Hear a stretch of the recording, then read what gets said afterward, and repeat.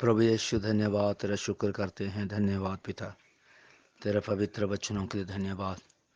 प्रभु तेरा वचन कभी नहीं धोखा नहीं देगा। परमेश्वर, आकाश और पृथ्वी सब कुछ टल जाएगा, तेरा वचन कभी नहीं टलेगा। खुदावंत, जो तेरे वचन की सहारा लेते हैं प्रभु, प्रभु धोखा नहीं खाएंगे। खुदावंत, शायद प्रभु माँ हमारा मदद नहीं कर सकता, बाप हमारा मदद नहीं कर सकता, शायद देश मदद नहीं कर सकता है प्रभु, बड़े बड़े लोग नहीं मदद कर सकते, शायद तेरा दास भी हमारी मदद नहीं कर सकते, लेकिन तेरा वचन सदा के लिए है प्रभु, ना बदलने वाला है। इसी वचनों के द्वारा प्रभु जी हमें पवित्र कीजिए, हमें प्रभु स्वर्ग राज्य वास्ते हमें योग्य बनाए। परमेश्वर, हमारे खुदा इसी वचनों के द्वारा हमारे जीवन में खुदावंत रुकावटों को दूर करो, कमजोरियों को दूर करो। तेरे वचन के द्वारा एक अभिषेक दीजिए प्रभु यीशु मसीह के नाम से मांगते हैं, आमीन। भजन संहिता 49 अध्याय।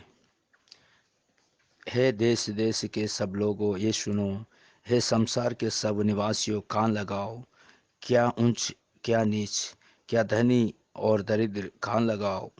मेरे मुंह से बुद्धि की बातें निकलेगी और मेरे हृदय की बातें समझ की होंगी। मैं नीति वचन की ओर अपना कान लगाऊंगा। मैं वीणा बजाते हुए अपनी गुप्त बात प्रकाशित करूंगा। विपत्ति के दिन में जब मैं अड़ंगा मारने वालों की बुराई में घिरूं, तब मैं क्यों डरूं। जो अपने सम्मति जो अपने संपत्ति पर भरोसा रखते और अपने धन की बहुतायत पर फूलते हैं, उनमें से कोई अपने भाई को किसी भांति छुड़ा नहीं सकता है, और ना परमेश्वर की उसके बदले प्रायश्चित में कुछ दे सकते हैं, क्योंकि उनके प्राण की छुड़ौती भारी है, वो अंत तक कभी ना चुका सकेंगे। कोई ऐसा नहीं जो सदैव जीवित रहे और कब्र को ना देखे, क्योंकि देखने में आता है कि बुद्धिमान भी मरते हैं और मूर्ख और पशु सरीखे मनुष्य भी दोनों नष्ट होते हैं और अपनी संपत्ति दूसरों के लिए छोड़ जाते हैं। वे मन ही मन यूं सोचते हैं कि उनका घर सदा स्थिर रहेगा और उनके निवास पीढ़ी से पीढ़ी तक बने रहेंगे, इसलिए वे अपनी अपनी भूमि का नाम अपने अपने नाम पर रखते हैं। परंतु मनुष्य प्रतिष्ठा पाकर भी स्थिर नहीं रहता। वो पशुओं के समान होता है जो मर मिटते हैं। उनकी ये चाल उनकी मूर्खता है, तो भी उनके बाद लोग उनकी बातें से प्रसन्न होते हैं।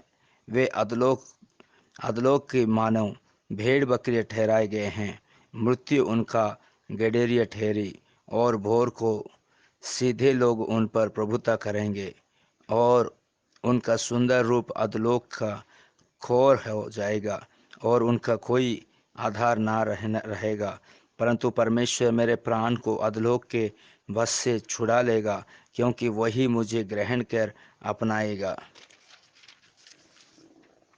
जब कोई धनी हो जाए और उसके घर का वैभव बढ़ जाए, तब तू भय नहीं खाना, क्योंकि वो मरकर कुछ भी साथ ना ले जाएगा, ना उसका वैभव उसके साथ कब्र में जाएगा। चाहे वो जीते जी अपने आप को धन्य कहते रहे, जब तू अपनी भलाई करता है तब वे लोग तेरी प्रशंसा करते हैं, तो भी वो अपने पुरखाओं के समाज में मिलाया जाएगा जो कभी उजियाला ना देखेंगे।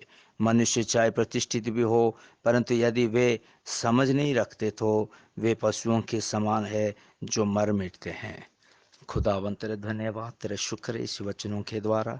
परमेश्वर, सचमुच हमारा ज़िंदगी तात्काल ज़िंदगी है प्रभु। खुदावंत हमारा ज़िंदगी इसी दुनिया के ऊपर, दुनिया का चीज़ों के ऊपर, दुनिया का खुशी आनंद के ऊपर हमें नहीं रखना चाहिए। सचमुच इसी दिन हम इसी प्रकार आत्माओं से हमें छुटकारा दे, समझ पाई। खुदावंत अनुग्रह कर प्रभु, दया कीजिए। ये धन दौलत प्रतिष्ठा संपत्ति का घमंड इच्छा आशा अभिलाषा मरंद ना हो प्रभु, दया करो। प्रभु यीशु मसीह के नाम से मांगते हैं, आमीन।